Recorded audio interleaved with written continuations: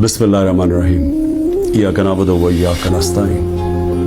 मेरे पाकिस्तानियों, क्योंकि मैं सारा वक्त तैयार होता हूँ कि किसी वक्त भी ये मुझे किसी चीज़ पे भी जेल में डाल देंगे, तो मैं चाहता हूँ कि जेल में जाने से पहले जिन चीज़ों पे ये मुझे जेल में डालने की कोशिश कर रहे हैं वो मैं आपके सामने पहले ही ले आऊँ, क्योंकि मैं अगर जेल में चला गया तो इन्होंने मीडिया तो पूरा कंट्रोल कर लिया।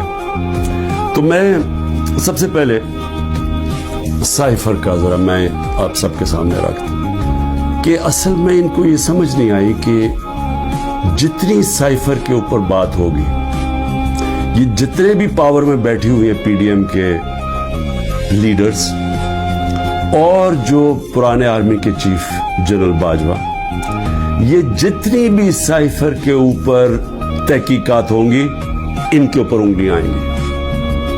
मजलूम तो मैं था, मेरी गवर्नमेंट थी।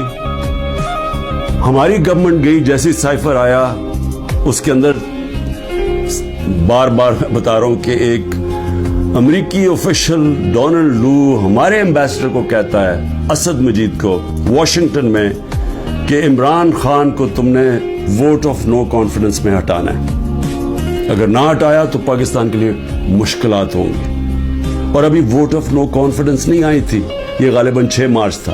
अगले दिन वोट ऑफ नो कॉन्फिडेंस आ जाती है, टेबल हो जाती है असेंबली में, और उसके बाद फिर जो सारा वो कहते हैं ना, रेस्ट इज हिस्ट्री।